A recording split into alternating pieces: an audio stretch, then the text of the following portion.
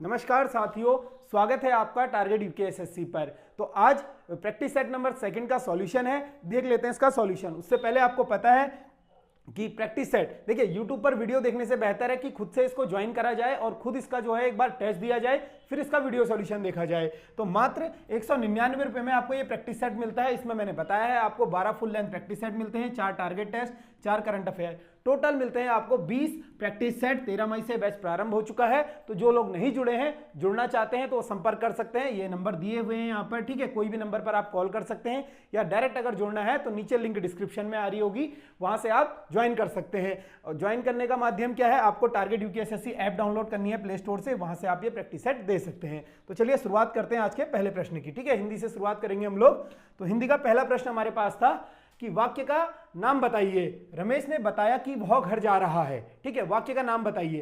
तो यहां पर कौन सा वाक्य, ऑप्शन के हिसाब से अगर हमें देखें तो यहां पर आप देख सकते हैं कि सरल, संयुक्त और मिश्र और विधानवाचक वाक्य। अब यहां पर आपको देखना है कि रमेश ने बताया कि वह घर जा रहा है, ठीक है। अगर आपने सीधा सीधा यहां पर की देखा होगा तो आपने की पहचान किस में पढ़ी है, की पहचान पढ़ी है मिश्र वाक्य में। तो ऑप्शन सी इसका बिल्कुल सही हो जाएगा। लेकिन अब थोड़ा सा गहराई से अगर हम समझे मिश्र वाक्य को, तो मिश्र वाक्य क्या होता है। मिश्र वाक्य मैंने हमेशा से आपको बताया कि जब भी एक प्रधान उपवाक्य दूसरे वाक्य पर आश्रित होगा तो वहां पर क्या होगा, मिश्र वाक्य होगा। अब रमेश ने बताया, क्या बताया, कि वह घर जा रहा है, यानी एक वाक्य क्या है, दूसरे वाक्य पर डिपेंडेंट है। तो जब भी ऐसा होगा कि एक वाक्य दूसरे वाक्य पर डिपेंड होगा तो वहां पर क्या होगा, मिश्र वाक्य। दो वाक्यों का वो हो रहा है ना मिश्रण वहां पर, तो यहां पर मिश्र वाक्य हो जाएगा, ठीक है। तो ये चीज आपको नोट करके लिखनी है। और छोटा मोटा जैसे आप पहचान वगैरह देख लेते हैं तो आप ट्रिक के साथ करते होंगे, जब तब, ठीक है। जब तब इसी की ट्रिक होती है, या फिर जितना उतना, ये सब इसी में प्रयोग होता है। जितना, जैसा वैसा, जैसा स्लैश वैसा, ये सभी यहां पर प्रयोग होता है। जैसा वैसा, जब तब, इतना उतना, जिसकी उसकी, ठीक है। जिसकी उसकी, जिसकी उसकी, तो ये सभी कहां पर, ये ना पहचान चिन्ह होती है। जैसे यहां पर की पहचान चिन्ह है तो यहां पर क्या है, जब तब आपको दिख जाए, जब मैं आया तब वो गया, तो यहां पर एक वाक्य दूसरे वाक्य पर डिपेंड है तो मिश्र वाक्य होगा। ऐसे वाक्य ना बनते हैं, ठीक है। तो ये आपको पढ़कर चलना है। बात करें संयुक्त वाक्य की, ऑप्शन ए में आपको दिख रहा होगा। तो संयुक्त वाक्य में आपको सिंपली पता है एक उद्देश्य होगा और एक विधेय होगा, ठीक है। यहां पर संयुक्त वाक्य हो जाएगा। जैसे राम और श्याम दिल्ली गए, तो यहां पर एक उद्देश्य और एक ही विधेय है। यहां पर क्या है, सॉरी ये संयुक्त वाक्य है, ठीक है। ये संयुक्त वाक्य, ये सरल वाक्य में होगा, ठीक है। यहां पर एक उद्देश्य और एक विधेय होगा। संयुक्त वाक्य में क्या होता है, दो स्वतंत्र उपवाक्य होते हैं, बीच में किसी योजक शब्द के साथ जुड़े हुए होते हैं, और, एवं, किंतु, परंतु, ठीक है। जहां पर दो उपवाक्य होंगे, स्वतंत्र होंगे, वो एक दूसरे पर डिपेंड नहीं होंगे, लेकिन वो बीच में योजक शब्दों के साथ जुड़े होंगे, लेकिन, किंतु, परंतु, ठीक है। इस टाइप से वो जुड़े हुए होंगे। तो आगे चलेंगे क्वेश्चन नंबर 2 की ओर। क्वेश्चन नंबर 2 हमारे पास है, किस शब्द में 2 से अधिक उपसर्ग हैं। तो 2 से अधिक उपसर्ग की यहां पर बात हो रही है। दूसरा आपको उपसर्ग परसों बताया था शब्द के प्रारंभ में जुड़ता है। तो अब यहां पर देखेंगे अपदान, ठीक है। तो यहां पर तो अपदान में यहां पर उपसर्ग एक से अधिक, तो हमें एक से अधिक, सॉरी 2 से अधिक चाहिए, ठीक है। तो सीधा सीधा यहां पर हमारे पास हो रहा था ऑप्शन बी, अव्यवस्था, अव्यवस्था, ठीक है। तो अव्यवस्था में यहां पर हमें बताना है कि 2 से अधिक उपसर्ग है। अब अव्यवस्था को अगर हम तोड़ेंगे, ठीक है, तो यहां पर किस प्रकार टूटेगा, ये अ धन वी, ठीक है, अवि धन वय, ठीक है, अ धन वी धन वय अव, ठीक है, अव धन, ठीक है, अ धन वी धन अव, और क्या टूटेगा यहां पर, अस्था, ठीक है। तो यहां पर आपने देखा सीधा सीधा यहां पर क्या हो रहा है, एक उपसर्ग, 2 उपसर्ग और 3 उपसर्ग। 3 उपसर्ग यहां पर बने हुए हैं, तो 2 से अधिक किसमें उपसर्ग हो रहे हैं, अव्यवस्था में, अ धन वी धन अव धन वस्था, ठीक है। आपने देखा होगा ना, अक्सर आपने पढ़ा होगा एक उपसर्ग होता है, लेकिन कहीं कहीं पर शब्दों में 2 उपसर्ग होते हैं, कहीं पर 3 होते हैं। इसी प्रकार से अगर मैं बात करूं 2 उपसर्ग वाले शब्दों की, तो आपने देखा होगा उपाध्यक्ष। अगर मैं बात करूं उपाध्यक्ष, उपाध्यक्ष, ठीक है। उपाध्यक्ष में उपसर्ग की अगर हम बात करें तो यहां पर उपसर्ग कौन कौन सा हो जाएगा, उप धन अधि, उप धन अधि धन अक्ष, ठीक है। उप धन अधि धन यहां पर क्या हो जाएगा, अक्ष। तो इस तरीके से आपको ये देखने हैं, ऐसे शब्दों में 2 से अधिक उपसर्ग होता है। यहीं पर अगर मैं बात करूं निर्विरोध, ठीक है, निर्विरोध, निर्विरोध, निर्विरोध में भी यहां पर 2 से अधिक उपसर्ग हो जाएंगे, ठीक है। 2 उपसर्ग हो जाएंगे, सॉरी 1 से अधिक उपसर्ग। अगर हम इसका तोड़ेंगे तो कैसे हो जाएगा, निविसर्ग वि धन रोध, ठीक है, निर्विरोध। इस प्रकार से इसका यहां पर नी धन वी और रोध क्या हो जाएगा, यहां पर नी और वी क्या हो जाएंगे, यहां पर दो उपसर्ग हो जाएंगे। ठीक है, परोपकार में भी हो जाएगा पर धन उपकार। ठीक है, अगर मैं बात करूं परोपकार, परोपकार, ठीक है, यहां पर क्या होगा, पर धन उप धन कार, तो यहां पर भी दो उपसर्ग हो रहे हैं। तो ऐसे शब्दों का आप लिख सकते हैं क्योंकि एग्जाम में बन जाता है, वहां पर अचानक से ना दिमाग में क्लिक करने वाली बात है। ठीक है, अब आप यहां पर देखेंगे कि चारों वर्ड एक जैसे दिए रहते हैं, तो इसीलिए बोलता हूं कि थोड़ा बहुत ना एग्जाम्पल आपको कर लेनी चाहिए जितने लिखाता हूं। अब सोल्यूशन थोड़ा लेंदी बन रहा है, इस चक्कर में क्या करेंगे कि जो क्वेश्चन समझने वाला होगा उसी क्वेश्चन को समझते हुए चलेंगे, बाकी को हम सीधा आंसर के साथ जाएंगे। ठीक है, आगे चलेंगे क्वेश्चन नंबर 3 की ओर। निम्नलिखित में से कौन सा शब्द अलग का पर्यायवाची शब्द है। ठीक है, अलग, अगर बात करें यहां पर अलग, तो अलग का क्या पर्यायवाची है आपको बताना है। अभी अलग पांडे वाला अलग नहीं है, अलग पांडे सर का नहीं, वैसे तो अगर आप याद रख सकते हैं तो रख लीजिएगा इससे ही। अलग, उनके सर में बाल नहीं है ना, तो कुंतल, इसका ऑप्शन भी बिल्कुल सही हो जाएगा, कुंतल। अलग किसका पर्यायवाची है, बाल का। अगर मैं बात करूं बाल, ठीक है, बाल का पर्यायवाची है। बाल के और क्या क्या हो जाएंगे अगर हम बात करें तो बाल का आपने सुना होगा चिकुर, चिकुर, ठीक है, चिकुर। केश भी इसी को कहा जाता है, केश, ठीक है, केश, बाल, चिकुर। और क्या कहते हैं बाल के पर्यायवाची को, कच, ठीक है, कच, ठीक है, कच भी इसी को कहा जाता है। साथ ही साथ लट भी इसी को कहा जाता है और जुल्फ भी इसी को कहा जाता है। ठीक है, लट और जुल्फ, ठीक है, लट और जुल्फ भी इसी को कहा जाता है, जुल्फ। ये सब आपको नोट करके चलने हैं। ऑप्शन ए दिख रहा होगा आपको, मेदिनी। ठीक है, तो मेदिनी किसका पर्यायवाची होता है, मेदिनी या फिर ईला या फिर मैं कहूं इसका धरा। ठीक है, अब याद आ गया होगा आपको, ये सब होते हैं पृथ्वी के पर्यायवाची। ठीक है, पृथ्वी के पर्यायवाची, मेदिनी, ईला, धरा, पृथ्वी या फिर उर्वी हमने बोला। ठीक है, उर्वी भी इसी का पर्यायवाची हो जाएगा। साथ ही साथ इसका पर्यायवाची और कौन है, क्या है, वसुधरा या अचला। ठीक है, वसुधरा, वसुधरा या अचला। ठीक है, अचला, ये किसका पर्यायवाची होते हैं, ये सभी होते हैं हमारे पृथ्वी के पर्यायवाची। अच्छा, रात्रि दिख रहा होगा ऑप्शन डी आपको, तो रात्रि में क्या हो जाएगा, रात्रि में रैन। ठीक है, रैन, निशा, ठीक है, निशा, यामिनी, ठीक है, यामिनी। और क्या होता है, विभवारी। ठीक है, विभवारी। और क्या होगा इसका, विभवारी के अलावा क्या होता है इसका, त्रियामा। ठीक है, त्रियामा, त्रियामा, क्षणदा। ठीक है, क्षणदा।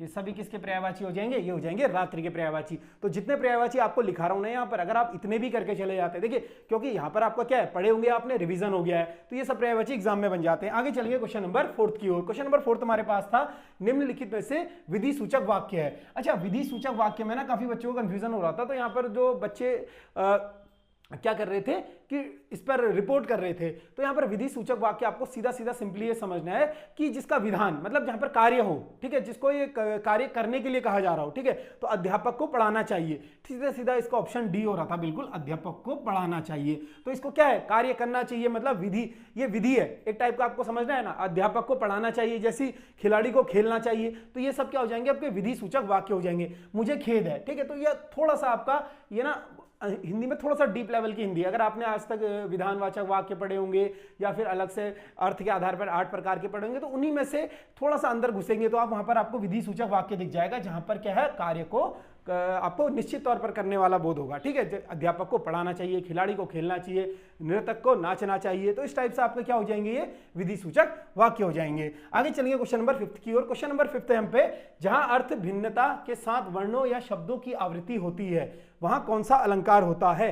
तो अगर आपने सीधा सीधा से पढ़ रहे होंगे, जहां पर अर्थ की भिन्नता, ठीक है, के साथ वर्णों या शब्दों की आवृत्ति होती है, आपने पढ़ा है। ठीक है, तो अगर क्या कह रहा है, जहां पर अगर मैंने बोला काली घटा का घमंड घटा, काली घटा का घमंड घटा, काली घटा का घमंड घटा, ठीक है, घमंड घटा, तो यहां पर क्या है, यहां पर शब्द या वर्णों की आवृत्ति हो रही है। घटा घटा 2 बार आ गया, तो यहां पर इसकी आवृत्ति हो रही है, तो कौन सा अलंकार था, हमने देखा यहां पर सीधा सीधा यमक अलंकार हो जाएगा। ऑप्शन सी आपका करेक्ट हो जाएगा। अब यहां पर क्या है, घटा मतलब काली घटा मतलब ये बादल को कहा जा रहा है, ठीक है, इसका अर्थ हो जाएगा बादल। और घटा का मतलब क्या है, घटना, कम होना, यानी ठीक है, कम होना, घटना या कम होना, इस चीज को आपको नोट करना है। इसी तरीके से आपने पटवारी में आपका एग्जांपल आया था कनक कनकते 100 गुने, तो एक कनक का अर्थ क्या था? सोना, दूसरा कनक का अर्थ धतूरा। इसी प्रकार से आपने देखा होगा सजना है मुझे सजना के लिए, तो एक सजना क्या है? तैयार होना मतलब, ठीक है। दूसरा सजना क्या है कि अपने वो पिया, अपने पति को क्या बोल रही है? सजना बोल रही है। तो यहां पर क्या हो रहा है? एक वर्ण के साथ दो शब्दों की आवृत्ति हो रही है और दोनों का अर्थ क्या है? भिन्न है। जैसे यहां पर घटा का अर्थ भिन्न है, ठीक है। 3 बेर खाती थी वो 3 बेर खाती थी, यानी 3 बेर खाती थी और 3 बेर मतलब 3 खाती थी, ठीक है। 3 मतलब क्या हो गया? 3 गिन के 1 2 3 वाले बेर हो गए, और 3 बेर मतलब सुबह शाम और दिन में खाती थी, ठीक है। इस प्रकार से आपको समझना है। आगे चलेंगे हम अगले क्वेश्चन की ओर। क्वेश्चन नंबर 6 हमारे पास था, निम्न में से अशुद्ध वर्तनी है। आपको बताना था अशुद्ध वर्तनी है, तो आपने सीधा सीधा देखा होगा ऑप्शन ए, आपको दिख गया होगा ब्रज भाषा, ठीक है। अगर आपने इससे पहले देखा होगा ब्रज भाषा किस प्रकार लिखा जाता है, तो ब्रज, ठीक है, ब्रज, ब्रिज नहीं होता, ब्रज भाषा, ठीक है, ब्रज भाषा हो जाएगा। यानी ऑप्शन ए आपका करेक्ट था यहां पर कि ये क्या है? अशुद्ध वर्तनी है। इसी प्रकार से आपकी 2-4 वर्तनियां लिखिएगा, काफी बार एग्जाम में पूछी गई है, ठीक है। प्रदर्शनी, ठीक है, प्रदर्शनी, ठीक है, प्रदर्शनी पूछा जाता है एग्जाम में। प्रदर्शनी किस प्रकार से लिखा जाएगा? ठीक है, प्रदर्शनी नहीं होगा, ठीक है, प्रदर्शन होगा, प्रदर्शनी, ठीक है, प्रदर्शनी, ठीक है। नी ई की मात्रा आएगी इसमें ई की मात्रा आएगी, ठीक है। प्रदर्शनी इस प्रकार से लिखा जाएगा। साथ ही साथ आपको पता होना चाहिए उच्छृंखल पूछा जाता है एग्जाम में काफी बार, ऊ चौ, ठीक है, खल, ठीक है, उच्छृंखल ये पूछा गया है एग्जाम में। देखिए बहुत बार एग्जाम में पूछा गया है, यूकेपीएससी और यूकेपीएससी के बाहर। आनुषांगिक, ठीक है, आनुषांगिक, संगिक, ठीक है, आनुषंगिक, ठीक है, आनुषंगिक इस प्रकार से लिखा जाएगा, आनुषंगिक, ठीक है। आपको ये नोट करना है, आनुषंगिक इस प्रकार से लिखा जाएगा, आनुषंगिक। इसके अलावा चाहार दीवारी, ठीक है, चाहार दीवारी, चाहार दीवारी, ठीक है, चाहर याद रखना, दीवारी, ठीक है। दीपक चाहर से चाहर याद रख लेना, चाहर होगा पहले, ठीक है, चाहर आएगा फिर आ जाएगा आपका दीवारी आ जाएगा, ठीक है। अतिशयोक्ति, अतिशयोक्ति में 100 पूरा आता है, ठीक है, अतिशयोक्ति, यो, ठीक है, और क आधा, ठीक है, अतिशयोक्ति। यहां पर जो है 100 पूरा आएगा, आदि कुछ लोग क्या करते हैं 100 को अधूरा लिखते हैं, तो 100 पूरा आएगा। एक आता है आपका रचयिता, ठीक है, रचयिता, रचयिता, ठीक है, रचयिता होता है, ठीक है, रचयिता इस प्रकार से रचयिता लिखा जाएगा। आपको नोट करने सारे ही इंपॉर्टेंट है। आगे चलेंगे क्वेश्चन नंबर 7 की ओर। क्वेश्चन नंबर 7 हमारे पास है, संक्षेपण मूल पाठ को कितने कम शब्दों में लिखना चाहिए? संक्षेपण, अब आपको क्या मिला? कोई संक्षेपण मिला। मान लीजिए आप प्रीलिम्स लिख रहे हैं, चाहे लोअर पीसीएस हो या अपर पीसीएस, आपने देखा होगा ना, आपको शब्द लिमिट दी जाती है, ठीक है, शब्द लिमिट दी जाती है। तो वहां पर क्या होता है, कुछ वर्ड को आपको बोलता है विस्तार से बताइए, तो विस्तार से आपको एक फिर भी लिमिट वर्ड दी जाती है 500-250 वर्ड। लेकिन जब बात हम संक्षेपण की करते हैं तो कोशिश की जाती है कम से कम 1/3 भाग में लिखा जाए। यानी आपको अगर कोई मैटर लिखना है 3 पेज का, तो उस 3 पेज का आपको 1/3 करना पड़ेगा, लगभग आपको क्या करना पड़ेगा, 1-1.5 पेज में वो लिखना पड़ेगा, ठीक है। तो सीधा सीधा इसका ऑप्शन बी सही हो जाएगा, 1/3 भाग में कम से कम संक्षेपण का यहां पर लिखना चाहिए, ठीक है। कितने कम शब्दों में लिखे पूछेगा संक्षेपण, तो यहां पर 1/3 शब्दों में लिखना चाहिए। आगे चलेंगे क्वेश्चन नंबर 8 की ओर। अर्धशासकीय पत्र के संदर्भ में कौन सा कथन गलत है? ठीक है, गलत है, तो गलत है को हम फिर से गोला कर देंगे, ठीक है, क्योंकि यहां से क्या है क्वेश्चन पढ़ने में इजी हो जाती है। अब दोबारा पढ़ेंगे क्वेश्चन, अर्धशासकीय पत्र के संदर्भ में कौन सा कथन गलत है? इसका स्वरूप व्यक्तिगत पत्र के समान रहता है, बिल्कुल रहता है, ठीक है। अर्धशासकीय पत्र आपको ये समझना है कि मैंने पहले भी बताया था, ठीक है, इससे पहले वाले बैच में क्वेश्चन आया था, तो वहां पर बताया गया था कि अर्धशासकीय पत्र क्या होता है कि जब भी ये एक कार्यालयों में लिखा जाता है समान स्तर के पद वालों पर, ठीक है, कि मतलब उसका काम हुआ नहीं हुआ, ठीक है, ये पूछते हैं ना समान स्तर वाले लोग, ठीक है, ऑफिसों में, तो वहां पर ये इसका इस्तेमाल होता है। तो ऑप्शन ए था, इसका स्वरूप व्यक्तिगत पत्र के समान रहता है, बिल्कुल रहता है, ठीक है। औपचारिक शब्दों से आरंभ करने की आवश्यकता नहीं होती, बिल्कुल नहीं होती, क्योंकि जब समान स्तर के साथ आप लिख रहे हैं तो औपचारिक शब्दों का कोई यहां पर इतना ज्यादा जरूरी नहीं होता है, ठीक है। तो तीसरा है हमारे पास, यह पत्र अन्य पुरुष शैली में लिखा जाता है, नहीं, ये गलत हो जाएगा, ठीक है। आपको हमेशा से बताया है अन्य पुरुष शैली में ये लिखा ही नहीं जाएगा। ये अगर पूछेगा आपसे कौन सी शैली में लिखा जाएगा, तो उत्तम पुरुष शैली में, ठीक है, इसको काट के करिएगा, उत्तम पुरुष शैली, उत्तम पुरुष शैली, ठीक है, उत्तम पुरुष शैली में ये लिखा जाएगा।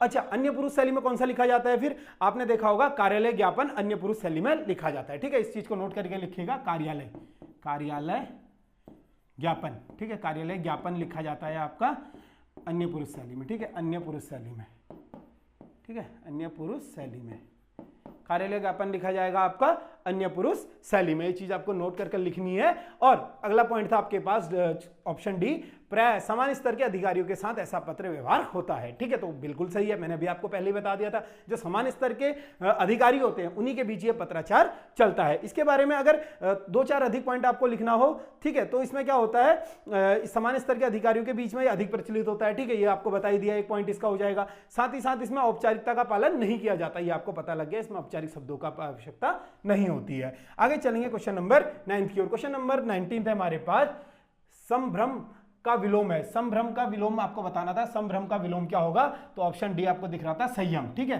संयम इसका विलोम हो जाएगा। पूछा गया प्रश्न है, थोड़ा सा अटपटा है, देखिए याद करना पड़ेगा ऐसा विलोम। अब वहां पर वो बच्चों वाले विलोम नहीं आएंगे, दिन का रात, सुबह का शाम, तो इस टाइप के विलोम आपको देखने मिलेंगे। पूर्ण, ठीक है, पूर्ण का अपूर्ण का क्या हो जाएगा, पूर्ण। ठीक है, अपूर्ण का क्या होगा विलोम शब्द, पूर्ण हो जाएगा। तामासिक, ठीक है, तामासिक का विलोम शब्द क्या होगा, ऑप्शन सी आपको दिख रहा होगा सात्विक। ठीक है, तामासिक का क्या हो जाएगा, सात्विक, सात्विक। ठीक है, सात्विक हो जाएगा इसका, तामासिक का क्या हो जाएगा, सात्विक इसका विलोम शब्द हो जाएगा। इसी के साथ साथ अगर मैं बात करूं, ऑप्शन ए मलन का क्या हो जाएगा, प्रफुल्ल। ठीक है, प्रफुल्ल, प्रफुल्ल। ठीक है, इसका क्या हो जाएगा, मलन का प्रफुल्ल इसका विलोम शब्द हो जाएगा। ये चीज आपको नोट कर चलनी है, प्रफुल्ल इसका विलोम शब्द हो जाएगा। आगे चलेंगे क्वेश्चन नंबर 10 की ओर। क्वेश्चन नंबर 10 हमारे पास था, देखिए, प्रेमचंद के मूल रूप से हिंदी में लिखित प्रथम उपन्यास है। तो यहां पर ना थोड़ा सा क्वेश्चन नंबर 10 करेक्ट कर लीजिएगा, आपका अपडेट कर दिया गया है पेपर में। जिन लोगों ने पेपर पहले दे दिया था, तो वहां पर ना एक क्वेश्चन शायद मेरे ख्याल से आउट ऑफ सिलेबस वो आ गया था, तो उस चीज को हमने चेंज कर दिया है। क्योंकि आपको पता है, देखिए, ऐसे क्वेश्चनों को डालने का फायदा नहीं है, गलती से वो क्वेश्चन वहां पर टाइप हो गया था, तो उसको चेंज कर दिया गया है। तो यहां पर बताना था आपको, प्रेमचंद के मूल रूप से हिंदी में लिखित प्रथम उपन्यास है, तो कायाकल्प, ऑप्शन बी बिल्कुल सही हो जाएगा। यहां पर जो हिंदी में प्रथम लिखित उपन्यास है इनका कायाकल्प है, और कब लिखा था पूछेगा, 1926 में इन्होंने लिखा था। ठीक है, यहीं पर अगर हम बात करें प्रेमचंद की, तो प्रेमचंद आपको पता है बहुत इंपॉर्टेंट है। ठीक है, प्रेमचंद जी, प्रेमचंद का अगर हम बात करें इनके मूल नाम की, तो इनका मूल नाम क्या हो जाएगा, धनपत राय। नोट करके लिखिएगा, धनपत राय। ठीक है, धनपत राय। ठीक है, धनपत राय, या इन्हीं को उर्दू में क्या कहा जाता था, नवाब राय। ठीक है, नवाब राय, नवाब राय। ठीक है, नवाब राय इनको उर्दू में कहा जाता था, नवाब राय, और इनका असली नाम क्या हो जाएगा, मतलब इनका मूल नाम धनपत राय हो जाएगा। प्रेमचंद मूलतः आपको पता है जो ये कवि लिखते थे, हिंदी और उर्दू दोनों में लिखते थे। ठीक है, लेकिन जो इनका हिंदी में मूल रूप से पहला लिखित उपन्यास हो जाएगा तो कायाकल्प हो जाएगा। बाकी हम बात करें मंगलसूत्र, तो इनका क्या है, अधूरा उपन्यास है। ठीक है, अधूरा, ये भी उपन्यास हो जाएगा। ये कैसा है, पर अधूरा उपन्यास है, बाद में इनके बेटे इन्हें पूरा करते हैं। और पंच परमेश्वर क्या हो जाएगा, इनकी कहानी। ठीक है, कहानी, ये क्या है, इनकी कहानी है, पूछता है ना क्या है। और मानसरोवर भी क्या है, इनकी कहानी हो जाएगी। ठीक है, कहानी मानसरोवर। अब थोड़ा सा प्रेमचंद की 2-4 कहानियां और उपन्यास जल्दी से लिखेंगे। ठीक है, आपको पता होना चाहिए प्रेमचंद का जन्म कब हुआ था।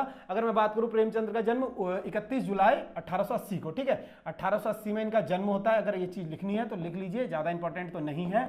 ठीक है, लेकिन अगर हम बात करें प्रेमचंद्र की, तो यहां पर क्या है, इनकी कहानी बड़े भाई साहब, पूस की रात। ठीक है, बड़े भाई साहब। ठीक है, बड़े भाई साहब, पूस की रात। ठीक है, थोड़ा सा रिवीजन करके चलेंगे, मुंह से बोल लेता हूं। ठीक है, बड़े भाई साहब इन्हीं की है, पूस की रात इन्हीं की है, आपने देखा होगा। ठीक है, नमक का दरोगा। ठीक है, नमक के दरोगा में आपको नोट करनी है, मुंशी वंशीधर की कहानी है। ठीक है, किसकी कहानी है, नमक के दरोगा में। ठीक है, नमक के दारोगा में, नमक के दारोगा, नमक के दारोगा में मुंशी वंशीधर की कहानी है। ठीक है, नमक के दारोगा। ठीक है, नमक के दारोगा में किसकी कहानी है, मुंशी वंशीधर की। ठीक है, मुंशी वंशीधर की कहानी है, वंशीधर की कहानी हो जाएगी। ठीक है, नमक के दारोगा में, ये चीज नोट करके लिखनी है। और इनके अन्य उपन्यास पूछेगा तो कौन कौन सा हो जाएगा। अच्छा, मंगलसूत्र ना इनका, ये एक काम करिएगा आप, मंगलसूत्र इनका उपन्यास ही होगा। ठीक है, मंगलसूत्र इनका, हाँ उपन्यास ही है। ठीक है, उपन्यास है। बाकी अगर यहाँ पर थोड़ा सा अगर आपको मैं बताऊं इनके बारे में, तो इनकी आपको मैंने बताया था कि सेवा सदन हो गया, रंगभूमि हो गया, गोदान हो गया, कर्म भूमि हो गया, ये सभी इनकी कहानियां हो जाएंगी। आगे चलिए क्वेश्चन नंबर 11 की ओर। क्वेश्चन नंबर 11 है, सीलबंद कैसा शब्द है। ठीक है, तो सीलबंद शब्द पूछा गया था भाई, पुलिस के पेपर में आपने देखा था ना, रेलगाड़ी पूछा गया था, रेलगाड़ी। ठीक है, रेलगाड़ी कैसा शब्द है, तो रेलगाड़ी 2 शब्दों से मिलकर बना है, रेल और गाड़ी, तो कैसा हो जाएगा आपका, ये संकर शब्द हो जाएगा, ऑप्शन डी। संकर शब्द क्या होते हैं, दो भिन्न स्रोतों से बने शब्द। ठीक है, जो दो विदेशी शब्दों से, एक शब्द आपका कहीं और का हो जाएगा, एक शब्द इसी प्रकार से आपका कहीं और का हो जाएगा। तो रेलगाड़ी पूछा गया था कांस्टेबल में, इसी प्रकार से जो सीलबंद है, ये शब्द भी आपका क्या हो जाएगा, ये संकर शब्द हो जाएगा। संकर शब्द के एग्जाम्पल अगर मैं आपको दूं, डाकघर। ठीक है, डाकघर, डाक अलग शब्द है, घर अलग शब्द हो जाएगा। ठीक है, इसी प्रकार से आपने देखा होगा, डाकघर हो गया आपका, रेलगाड़ी हो गया और सीलबंद हो गया, ये सब क्या है आपके संकर शब्द हो जाएंगे। आगे चलिए क्वेश्चन नंबर 12 की ओर। काला घोड़ा जीत गया वाक्य में विशेषण है, ठीक है। तो काला घोड़ा जीत गया वाक्य में विशेषण बताना है। और विशेषण क्या होता है? जो किसी की विशेषता बताए, संज्ञा सर्वनाम की। तो यहां पर संज्ञा क्या है? संज्ञा यहां पर घोड़ा है, ठीक है। तो घोड़े की विशेषता कौन बता रहा है? काला। कैसा है घोड़ा? काला है। तो काला सीधा सीधा क्या हो जाएगा? आपका विशेषण हो जाएगा, ठीक है। जीत हो नहीं सकता विशेषण, घोड़ा क्या है? संज्ञा है, ठीक है, संज्ञा। तो ये चीज नोट करनी है आपको, संज्ञा सर्वनाम की विशेषता बताने वाले शब्दों को क्या कहा जाता है? विशेषण कहा जाता है। कुछ नहीं था इसमें, सिंपल क्वेश्चन। आगे चलेंगे क्वेश्चन नंबर 13 की ओर। माली आवत देखे कलियन करीब पकारी, ठीक है, फूले फूले चुन लिए कहीं हमारी, ठीक है, बरी। उपयुक्त पंक्तियों में कौन सा अलंकार है? तो माली आवत देखत, ठीक है। तो यहां पर सीधा सीधा आपको बताना था कि कौन सा अलंकार है। अब अलंकार ना थोड़ा सा अनुप्रास, यमक वगैरह ये तो रटने वाली चीजें हैं, ठीक है, मतलब बेसिक चीजें हैं, बच्चों को वैसी याद हो जाती हैं। बट यहां पर ना ऐसे अलंकार आपको देखने पड़ेंगे, थोड़ा पढ़ के जाना पड़ेगा इनके बारे में। तो अगर माली आवत देखे कलियन करीब कारी में कौन सा अलंकार है पूछेगा, तो सीधा सीधा अनयोक्ति अलंकार इसमें हो जाएगा, ठीक है। ऑप्शन डी आपका बिल्कुल सही था। अब मैं थोड़ा सा अनयोक्ति अलंकार की बात करूंगा। जब किसी भी अप्रस्तुत माध्यम से किसी प्रस्तुत माध्यम का बोध कराया जाए तो वहां पर क्या होता है? अनयोक्ति अलंकार होता है। सीधा सीधा आपको समझना है यहां पर क्या होता है? अनयोक्ति। अगर मैं बात करूं अनयोक्ति, अन्य धन उक्ति, ठीक है, दो शब्दों से बना है। अनयोक्ति किस शब्दों से बना है? तो दो शब्दों से बना है, अन्य धन उक्ति, ठीक है। अन्य मतलब क्या होगा? अन्य मतलब कोई और, दूसरा, ठीक है, दूसरे।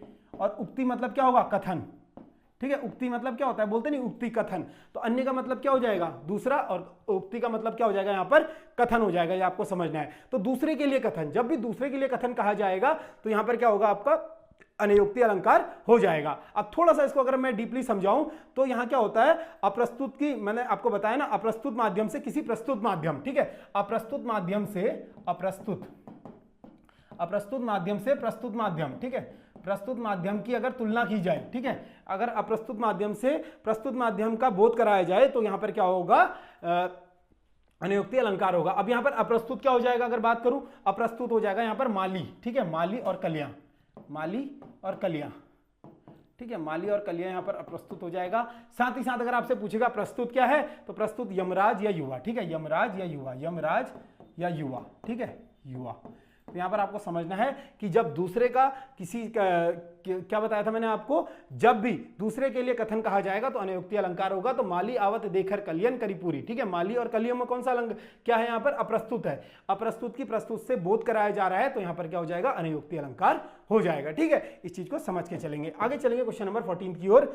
शिष्टा और सुनिश्चित लोगों द्वारा निश्चित प्रयुक्त तथा व्याकरण समस्त भाषा रूप ही कहलाती है। शिष्ट और सुनिश्चित, ठीक है, लोगों द्वारा निश्चित प्रयुक्त तथा व्याकरण समस्त भाषा रूप ही कहलाती है। तो कल ये बताया था, देखिए, जो आपकी मानक भाषा होगी, ठीक है, यही चीज इसका हो जाएगा। ऑप्शन बी आपका बिल्कुल सही हो जाएगा। आपको बताया था ना, हिंदी की खड़ी बोली मानक भाषा में माना गया है। तो शिष्ट और सुनिश्चित लोगों द्वारा निश्चित प्रयुक्त तथा व्याकरण समस्त भाषा के रूप कहलाता है, तो आपका ये मानक रूप कहलाता है। ये चीज आपको समझनी है। आगे चलेंगे क्वेश्चन नंबर 15 की ओर। क्वेश्चन नंबर 15 आपके पास था, संकटों से भरे रास्ते के चुनने वाले के लिए एक शब्द, ठीक है। तो अनेक शब्दों के लिए एक शब्द, जो संकट भरे रास्ते को चुनने वाला, ठीक है। आपने भी एक ग्रुप सी तैयारी करना लिया, ठीक है, आपने भी अनेकों संकट से चुना। किसी के पास आर्थिक तंगी है, किसी के पास समय की पाबंदी है, ठीक है, किसी के पास उम्र ढलती जा रही है, किसी के घर से प्रेशर है। तो आपने भी क्या करा? संकट भरे रास्तों को चुनने वालों आप भी हो जाओगे। तो आपके लिए एक शब्द पूछेगा तो कंठ काकणी, ठीक है, कंठ काकणी, ये से कंठ करिएगा। ऑप्शन सी आपका बिल्कुल सही हो जाएगा। कंठ काकणी यहां पर आपका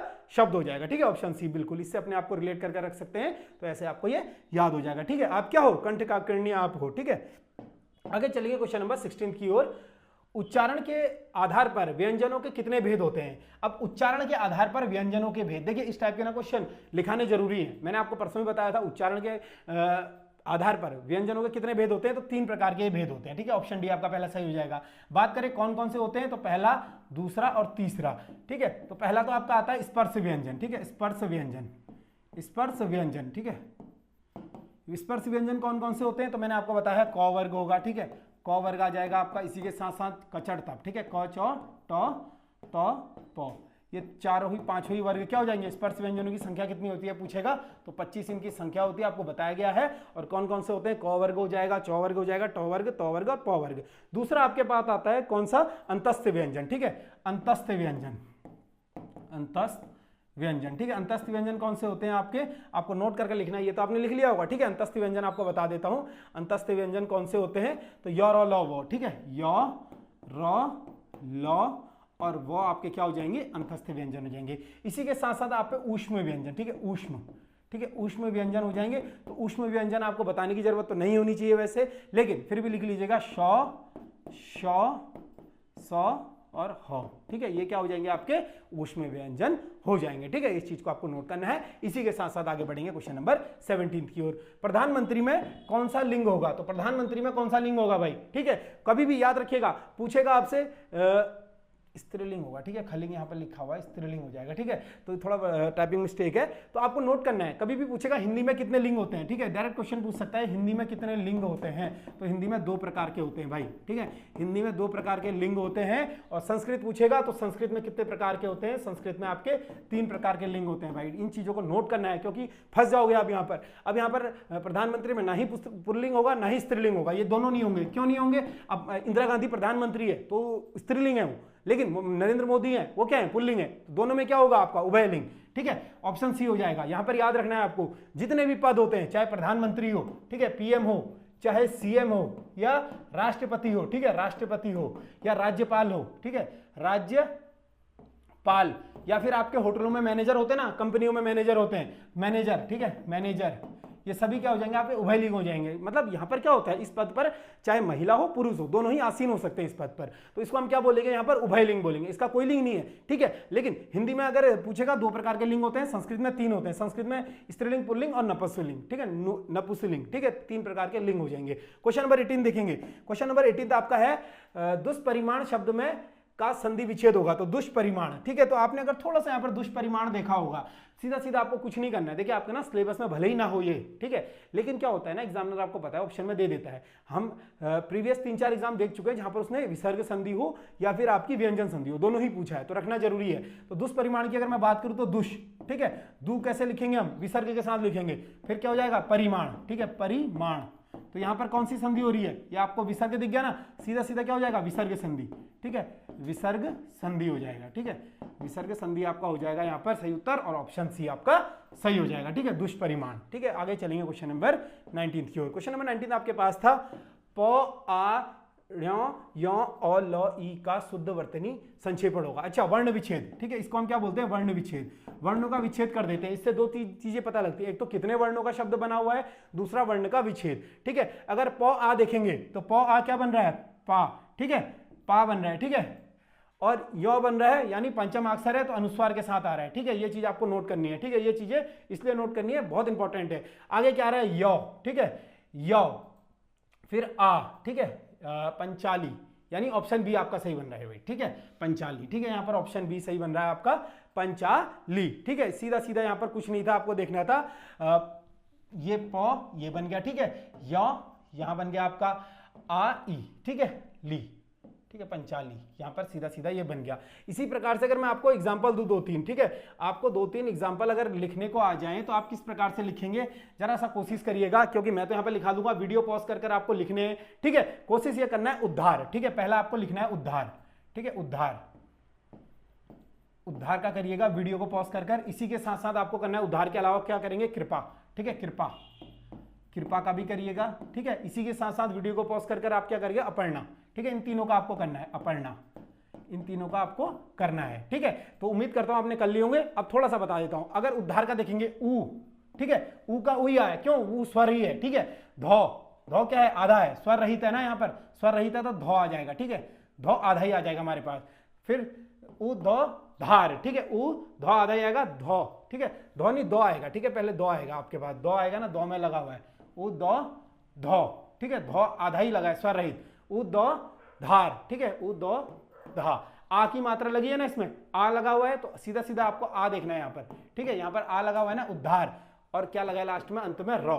ठीक है, तो रौ किस स्वर के साथ पूरा हो रहा है, औ के साथ। ठीक है, रौ किसके साथ पूरा हो रहा है, औ के साथ पूरा हो रहा है, उद्धार। ठीक है, उ दो क्या है, दो आपका आधा हो जाएगा। फिर ये आपका धौ क्या है, स्वर रहित है। ये नीचे जब भी धौ आता है, मैंने आपको हमेशा से बताया, नीचे कभी भी कोई वाक्य ऐसे लगा होगा उद्धार, तो ये क्या है, स्वर रहित है, इसको किसी के इसे कोई स्वर नहीं मिला है। ठीक है, ये पहले से स्वर रहित है, तो ये आधा ही आएगा। फिर आपका आ की मात्रा लगी, आ आएगा, फिर रौ आएगा। रौ कैसे लिखते हैं हम, रौ ओ, ठीक है। रॉ किस स्वर के साथ बना हुआ है? कोई भी हिंदी का वर्ण होता है ना, आपको देखना है, हिंदी का कोई भी व्यंजन होगा, आपको ये देखना है सीधा सीधा उसमें ना ओ स्वर के साथ तो जुड़ा हुआ होता है। सौ, अगर मैं सौ का उच्चारण करूं, सौ, तो सौ कैसे बना है? सौ ओ। बिना ओ के आप कोई भी शब्द नहीं बोल सकते हो, इसीलिए अंत में ओ आता है, इस चीज का हमेशा ध्यान रखना है। नौ, आपने नौ बोला, नौ, बिना ओ के आप नौ बोल ही नहीं सकते, ठीक है, अंत में ओ आएगा। नौ आधा है, इसको कौन पूरा कर रहा है? ओ स्वर पूरा इसको कर रहा है, ठीक है। इसी के साथ साथ दूसरा क्या था हमारे पास? कृपा। तो कृपा थोड़ा सा ट्रिकी है, ठीक है। क्री, को आधा आ जाएगा, को में क्या लगाए नीचे? री, ठीक है, री लगाए यहाँ पर, क्री, ठीक है, क्री हो गया आपका ये। फिर पौ में क्या लगाए? आ की मात्रा, ठीक है, पौ आधा है, पौ के साथ अनुस्वर लगा है रौ, ठीक है। कृपा इस प्रकार से लिखा जाएगा। आपके पास आता है अपर्णा, ठीक है, ओ, ठीक है, ओ पहले से ही स्वर है, आधा ही रहेगा। पौ, ठीक है, पौ के साथ क्या लगा है? पौ किसके साथ लगा है आपको देखना है? ओ पौ, ठीक है, ओ, पौ किसके साथ लगा है? पौ के साथ क्या है? पौ ओ। फिर क्या आ जाएगा आपका? रौ कितना है? रौ क्या है? आधा ही है। क्यों है आधा? रौ क्योंकि ऊपर लगा हुआ है ना, रौ क्या है? स्वर रहित है, ठीक है, रौ, और फिर ला, ठीक है, ला, इस प्रकार ही आ जाएगा आपका। और इसमें कौन सा अनुस्वर लगा है? आ, अपर्णा। इस प्रकार से आपका अपर्णा हो जाएगा, ठीक है। तो ये वर्ण विच्छेद है, दो चार आप अपनी बुकों में देखिएगा, एग्जाम्पल करिएगा, इस तरीके से आपका पूरा हो जाएगा। एक लिख लीजिए होमवर्क, ठीक है, क्षत्रिय, क्षत्रिय, इसका आपको वर्ण विच्छेद करना है, ठीक है। क्षत्रिय का वर्ण विच्छेद करिएगा भाई, ठीक है। नहीं मिलेगा तो बता दीजिएगा, ग्रुप में डाल दिया जाएगा। आगे चलिए क्वेश्चन नंबर 20 की ओर। क्वेश्चन नंबर 20 आपके पास है, शब्द युगम के प्रकार बताइए। तो शब्द युगम के आपको प्रकार बताना है। अब आपने ना हिंदी में पढ़ा होगा शब्द युगम। अगर मैं आपसे बोलूं शब्द युगम में चल, साथ साथ, ठीक है, साथ साथ, साथ साथ, या फिर मैंने आपको बोला साथ साथ बोला धीरे धीरे, ठीक है, धीरे धीरे, धीरे धीरे, ये क्या है? आपका शब्द युगम है। क्यों है शब्द युगम? दो शब्द बन रहे हैं, दोनों का अर्थ क्या है? सेम है। लेकिन यहीं पर मैंने बोला आपको दिन रात, ठीक है, और क्या बोला मैंने आपको? दिन रात बोला। आपको मैंने क्या बोला? आना, आना जाना, ठीक है, आना और जाना, ये क्या है? दोनों के विपरीत अर्थक है, मतलब अलग अलग है। दिन रात विलोम है, विपरीत, एक दूसरे के विपरीत है। एक मैंने आपको बोला खाना, खाना वाना, बोलते नहीं खाना वाना हो गया क्या, ठीक है। चाय वाय, चाय वाय, बोलते नहीं चाय वाय पीने चलते हैं यार, खाना वाना खा लेते हैं, ठीक है। तो खाना वाना, ये तीनों शब्द अगर आप देख रहे हो, इन दोनों का क्या है? अर्थ सेम है, साथ साथ। इनका क्या है? विपरीत अर्थक है। इनका क्या है? भिन्न अर्थक है, मतलब इनका भी एक वर्ड एक ही है, मतलब एक ही है, खाना वाना, दोनों का ही अर्थ एक ही होगा। खाना वाना, बोलते नहीं खाना वाना खाने चल रहे यार, चाय वाय पीने। तो इसी प्रकार से जो शब्द होते हैं, इनकी कितने प्रकार होते हैं? 3 प्रकार होते हैं, ठीक है। ऑप्शन सी आपका सीधा सीधा सही हो जाएगा। बहुत सारी किताबों में आपको 4-5 मिल जाएंगे, लेकिन मुख्यतः इसमें 3 होते हैं, ये चीज आपको नोट करनी है। तो ये आपका हिंदी का सोल्यूशन है। थोड़ा सा लेट होगी क्लास में, जल्दी आपका उत्तराखंड का सोल्यूशन और जीएस का सोल्यूशन डाल दिया जाएगा। तब तक क्लास को देखने के लिए धन्यवाद। जल्द मिलते हैं आपसे अगली क्लास में।